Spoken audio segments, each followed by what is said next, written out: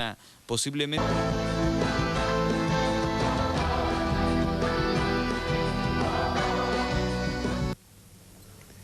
Bienvenidos a clases. Hoy vamos a empezar una clase que terminará el próximo sábado sobre la visita del Papa Benedicto XVI a Tierra Santa, a Palestina, a Jerusalén, que fue llena de contradicciones y de tensiones, ¿no? Por eso titulé esta clase Un Papa entre dos fuegos, judíos y palestinos, judíos y musulmanes. En verdad fue muy complicado el viaje del Papa allí, porque primero Jerusalén, que era el centro del viaje, es una ciudad muy complicada ella. Piensen ustedes que Jerusalén es una ciudad que es al mismo tiempo santa, capital religiosa de tres grandes religiones. Es capital del judaísmo, capital del islam y capital del cristianismo, que son en verdad, digamos, las tres expresiones del monoteísmo. El monoteísmo nació con Abraham, en el año 1500 a.C. más o menos, y se fue dividiendo en una tradición judía, una tradición cristiana y una tradición islámica. Y las tres religiones tienen en Jerusalén su centro. De manera que todo confluye ahí. Es la supercapital religiosa del mundo. Pero por otro lado, el Papa que iba, el Papa Ratzinger, Benedicto XVI, él es complicado también. Y de alguna manera el Papa sobrelleva o sobrellevaba, cuando estaba en Jerusalén, dos imágenes totalmente contradictorias. Algunos piensan que Benedicto XVI en el fondo es el continuador de Juan Pablo II, un Papa renovador, audaz.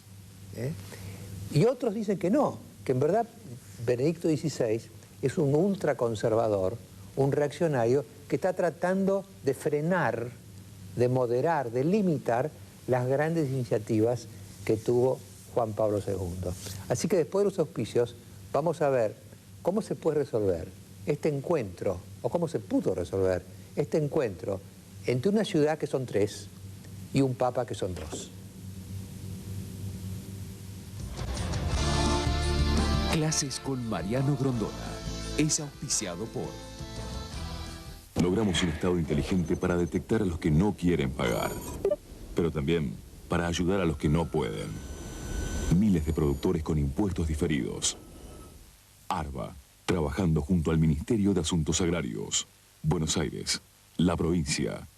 En el hogar, Café 5 Hispanos contribuye a dar las energías necesarias para comenzar el día con todas las pilas. También en el bar, Café 5 Hispanos quiero tomar, porque el auténtico sabor argentino en café es 5 Hispanos y no hay más que hablar. Calidad 5 Hispanos. Calpaquián, alfombras desde 1922.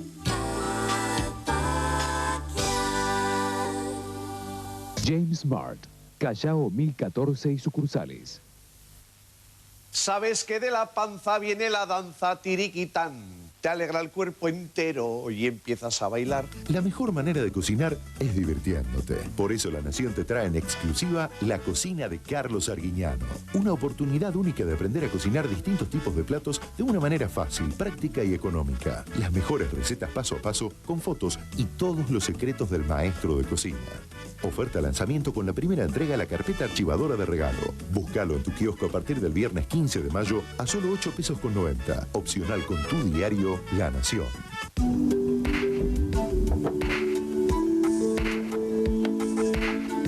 Amor, ¿tenés el telefonito? No tengo batería. ¿Y ahora? Internet. ¿Qué pasó? Mirá dónde estoy. Los puntanos trabajamos en el desarrollo de nuestra provincia.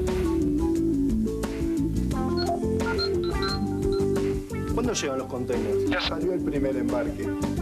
¿Dónde estás? Mirá dónde estoy. Hoy, la conexión inalámbrica y gratuita a Internet ya es un hecho. Gigi, ¿me puedes traer los apuntes? Te lo mando como adjunto. Mira dónde estoy.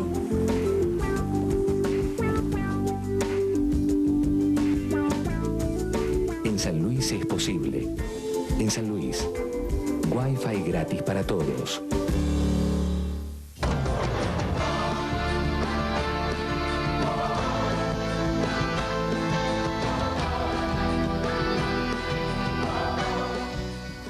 Bueno, yo ante los auspicios le decía, Jerusalén es complicada y Benedicto XVI es complicado. Dos complicados se juntaron.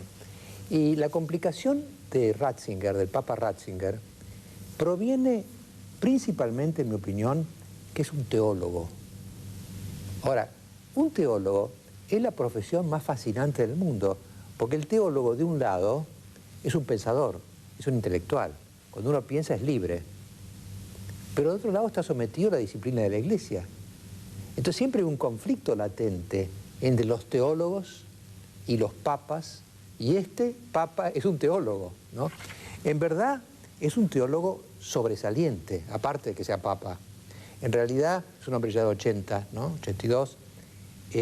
Esa generación de Ratzinger en la Iglesia dio lugar a dos grandes teólogos. La Iglesia de esta generación ha tenido dos grandes teólogos. Un teólogo ha sido Ratzinger, naturalmente, ¿no?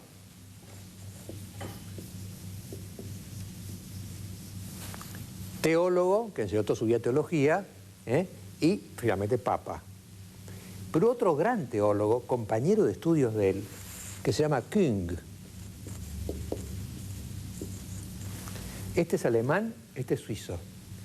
Y la diferencia es que, como le pasa a todos los teólogos, le ha pasado a casi todos, a Santo Tomás de Aquino, por ejemplo, en el siglo XIII, lo echaron de la Sorbona y casi lo matan. Entonces, el teólogo es un pensador incómodo, ¿no? Y tiene que seguir su vocación, hasta que le dicen, pará, hasta acá llegaste. Entonces, ¿qué hace? Y bueno, en el caso de Ratzinger, es un teólogo ortodoxo, un teólogo disciplinado, tanto que bajo Juan Pablo II presidió la Congregación de la Fe, que es lo que era antes la Inquisición, ¿no? En cambio, Küng, cuando le llegó el momento de decidir qué hacía, se rebeló. Küng ha producido los libros más maravillosos sobre la existencia de Dios, pero es un teólogo suizo, no digo protestante, pero como rebelde.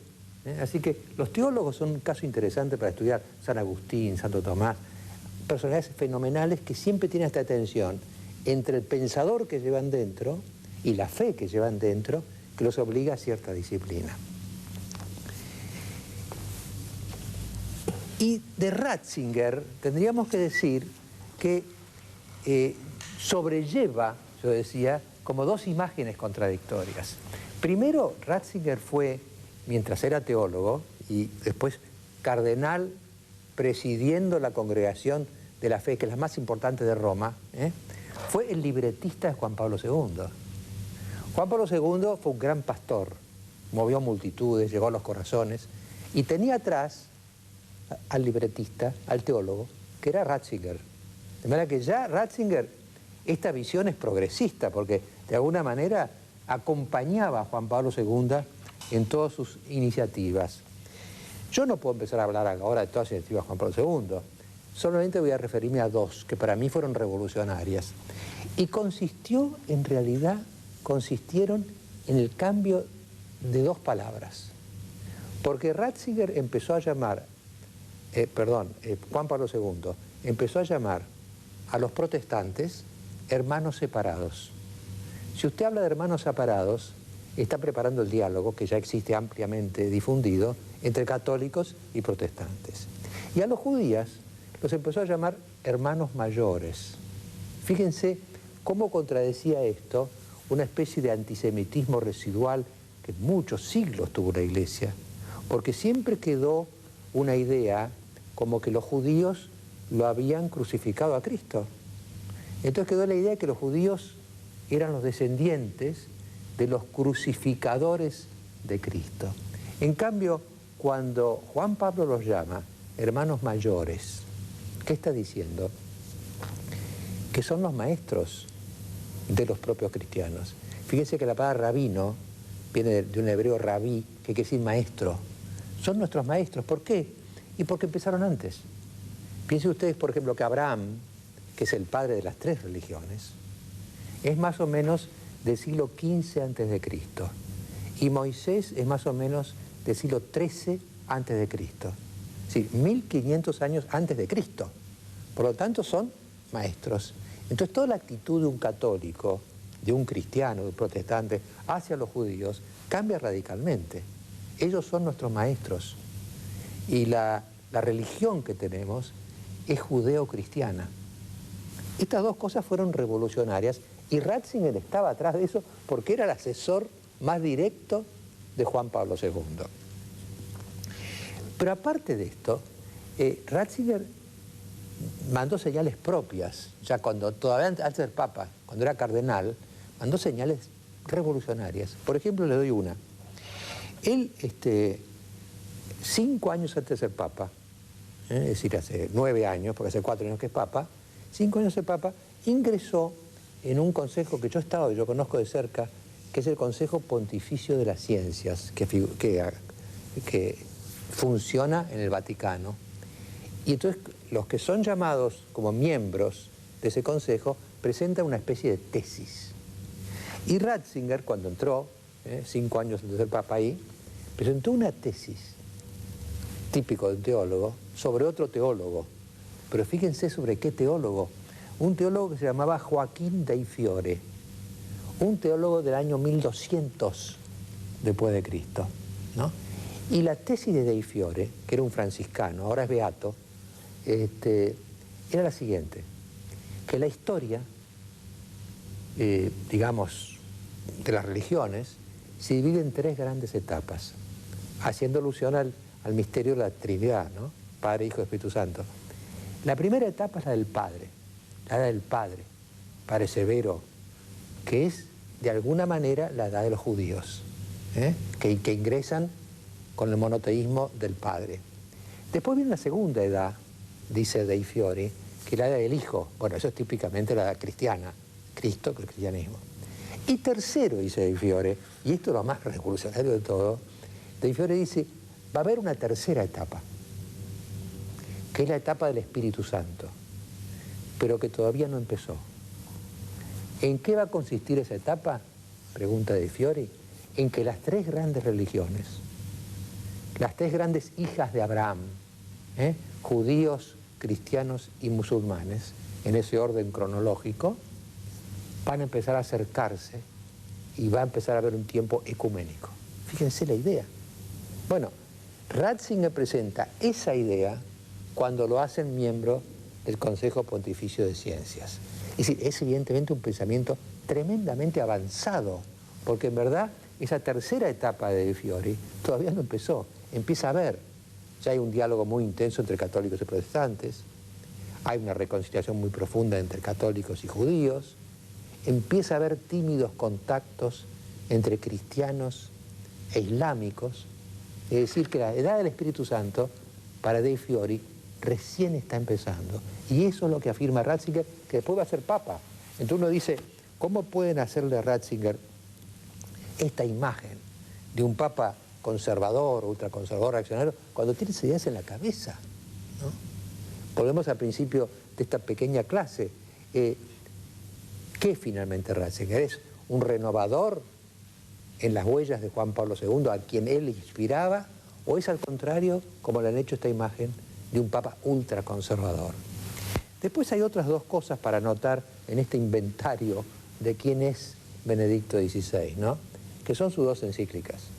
Él ha producido 2 encíclicas hasta ahora como papa. La primera sobre el amor, Deus Caritas Est.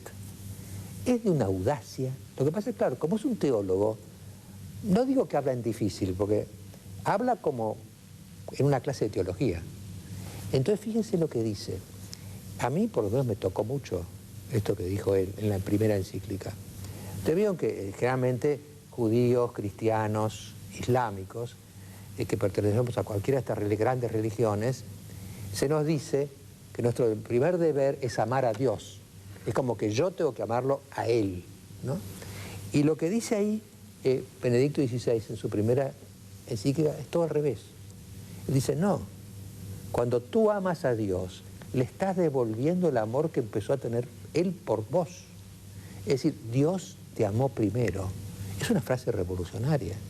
Hay otros papeles de Ratzinger que dice cosas más avanzadas. Por ejemplo, dice, no se explica la historia del mundo, sino a partir de un Dios que está locamente enamorado del hombre. ¿Se dan cuenta? Locamente enamorado. No, pues si no, ¿por qué nos da esta centralidad en la historia? Adán y Eva, un puntito en el universo, y de golpe somos protagonistas. Entonces la idea es esta, de que el hombre, el ser humano, es objeto de un amor loco por parte de Dios. Esto lo dice Ratzinger en la primera encíclica. Y la segunda también es una encíclica muy interesante porque plantea el tema de la esperanza. Entonces, ¿qué pasa? Supóngase que alguno de nosotros no tiene fe. No tiene ninguna fe, ni islámica, ni judía, ni cristiana. Le queda la esperanza. Lo que dice ahí Ratzinger, bueno, si no tenés fe, te queda la esperanza de que la fe resulte cierta. Entonces, esto lo dijo muy bien Kant en su momento después. Es decir, aunque a mí no me hayan probado que Dios existe, que todas las verdades de las religiones son efectivamente verdades, me queda la expectativa, la esperanza de que lo sean. Entonces la esperanza es como le dijera un bastón que viene a apoyar la fe cuando la fe es débil. Entonces, yo no sé si existe Dios, yo no sé si hay otra vida, pero espero que sí. Y esto es lo que propone entonces ahí Benedicto XVI a sus lectores de la segunda encíclica. Si no tienen fe, tengan esperanza. Y esto abre un enorme escenario para el diálogo, ya no con los judíos o con los musulmanes o con los protestantes. Abre un enorme escenario para el diálogo con los no creyentes, que son muchísimos, son muchísimos, ¿cierto? Hay muchísimos no creyentes a quienes acá el Papa les dice, si no tienen fe, tengan esperanza, ¿no? Entonces, este argumento que decía Kant, que a mí siempre me encantó, ¿no? Kant decía, yo no puedo probar que Dios existe, científicamente. Yo no puedo probar la inmortalidad del alma, científicamente. Pero en los hechos, decía Kant, yo actúo como si existiera, porque si yo no creyera que hay un orden, que hay una lógica, que la historia tiene un sentido, ¿para qué voy a trabajar? Porque yo tengo que saber que cuando yo dejé de trabajar, alguien me cubre y entonces actúo. Porque si no, ¿qué sentido tendría actuar? ¿No? Entonces, hay un orden que me está como protegiendo. Y después también decía Kant, en definitiva, sabemos que vamos a morir, todos, por supuesto, pero actuamos como si no fuéramos a morir. Decía Cicerón en un famoso libro sobre la vejez, nadie es tan viejo que no espere vivir un año más. Ahora decimos 10 años más. Entonces, el hombre, si bien no tiene la prueba científica de que hay un creador que ordenó el mundo y la prueba científica de que hay otra vida después de esta, actúa como si contara con ello. Porque si el hombre viviera, usted o yo viviéramos de la mañana hasta la noche, diciendo, no hay nada, nada tiene sentido, no sé si el mundo es una gran casualidad o alguien lo creó, no sé si mi vida tiene una proyección, ¿cómo sería esa vida? Recuerdo ahí hay una famosa reflexión de Pascal, ese gran pensador francés, ¿no? Pascal decía, en el fondo la vida es una apuesta. Si vos apostás a que hay un Dios y hay un sentido de la vida y hay una trascendencia, vivís bien porque vivís a partir de principios positivos. Y si resulta que no, y bueno, cuando te morís no pasa más nada, pero viviste bien. En cambio, dice Pascal, si vos crees que no hay nada, que nada tiene sentido, que todo es un absurdo, vivís absurdamente. Y por ahí, después cuando te morís, resulta que había algo. Entonces, Pascal, te conviene, si tenés que apostar, si sos un jugador compulsivo, jugá que hay sentido. Jugá, y esta es un poco esta idea de la encíclica segunda de Benedicto, ¿no? Si no tenés fe, actuá como si la tuvieras. Es decir, tenés esperanza. Y esto tiene un sentido muy importante, porque vamos a ver en la próxima clase cómo Benedicto XVI en el fondo admira a los musulmanes. Esto cuesta aceptarlo, pero en verdad, cuando uno va, usted a lo mejor ha viajado, yo he viajado a 2 o 3 países musulmanes, y ve en medio de la calle, 5 veces por día, que la gente para, pone la alfombrita y reza. Si uno viene una tradición cristiana, católica o judía, uno casi los envidia. Dice, realmente, ¿qué fe tiene esta gente? Nosotros, acá que vamos a las cansadas, a algún templo alguna vez, sentir esa religiosidad poderosa, ¿no? Incita a admirar al Islam, que el Islam es el más controvertido, la más controvertida de las 3 religiones. Bueno, después de esta clase vamos a aceptar preguntas, tenemos un sistema ahora. Yo amplié las preguntas, es decir, no solamente puedo tener alumnos acá, pero puedo tener por mail una cantidad de gente que se va correspondiendo con nosotros. Creo que el mail está ahí en la pantalla. Ustedes pueden constantemente hacerme llegar al mail todas las preguntas, hoy o mañana, ¿no es cierto? Y yo las voy procesando y las voy elaborando. Así que después de un pequeño corte, vamos a las preguntas.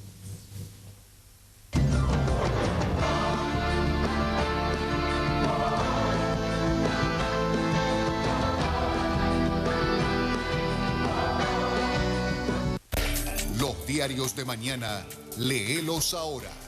En 26noticias.com.ar accede ahora a la información de todos los diarios. 26noticias.com.ar, diario digital online con todas las noticias a cada momento. 26noticias.com.ar, periodismo al instante.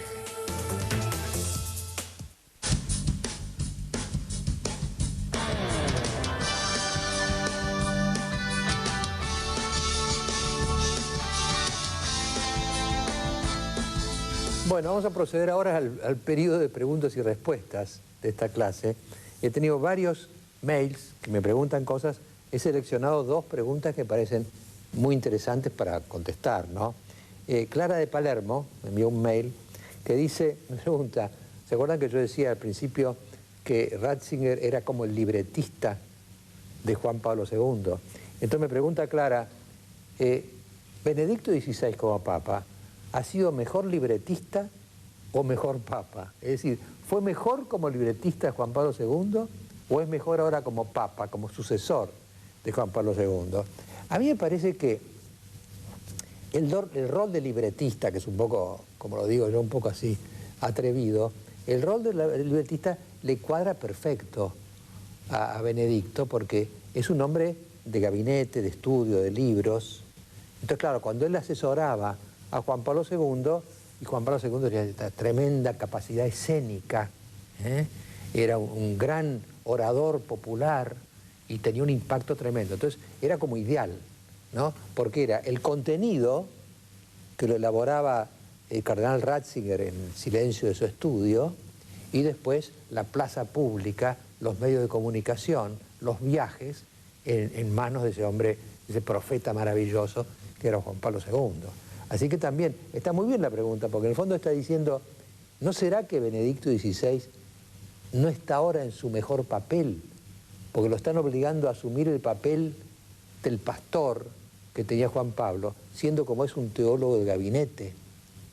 Yo creo que hay algo de eso, ¿no? Es un hombre tremendamente sofisticado, es un profesor que ha vivido su vida dando clases, ¿no? Y ahora se encuentra en la plaza pública. Eso es un problema, pero quizá también un problema para nosotros, penetrar ese pensamiento más allá de las dificultades oratorias que pueda tener el nuevo Papa, ¿no? Y hay otra pregunta muy interesante de Carlos de Loma de Zamora que me pregunta, teniendo en cuenta que los judíos están mucho más cerca de los cristianos que los musulmanes. Sería algo así como, bueno, si los judíos son hermanos mayores nuestros y los protestantes hermanos separados, ¿qué son los musulmanes? Hermanos no son, serán primos, porque vienen de Abraham. Es decir, lo que pregunta me parece una cosa muy interesante, que en verdad el Islam le queda más lejos a los judeocristianos que entre ellos.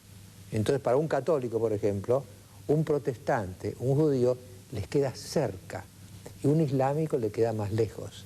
Es verdad, pero también es verdad que en la idea de De Fiori, que la pregunta venía sobre De Fiori, la etapa final, que sería la etapa del Espíritu Santo, se da con el Islam. Entonces De Fiori estaba pensando, judíos, cristianos, católicos, protestantes, ortodoxos, están cerca, y como están más cerca, llegan antes, ¿no? Y en cambio, quedan más lejos los islámicos, que finalmente llegan después.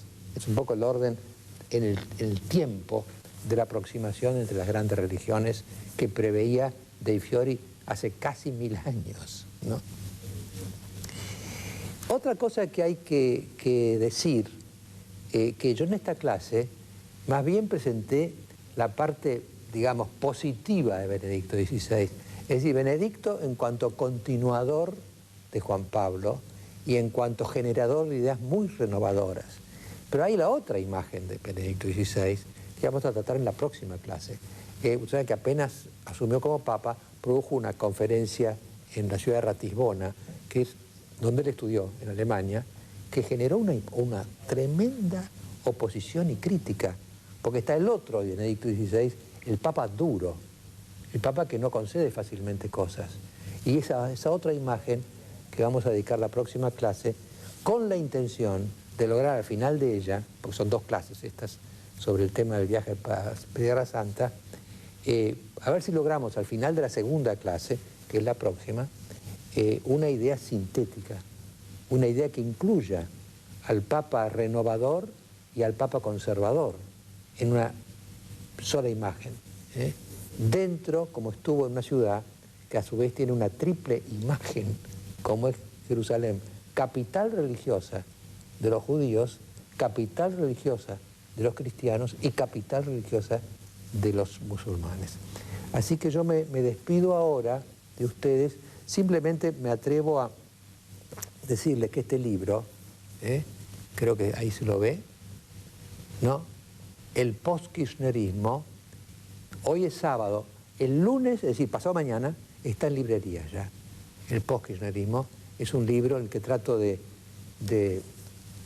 qué sé yo, prever el futuro del país una vez que termine el ciclo de Néstor Kirchner. Así que será hasta el sábado próximo.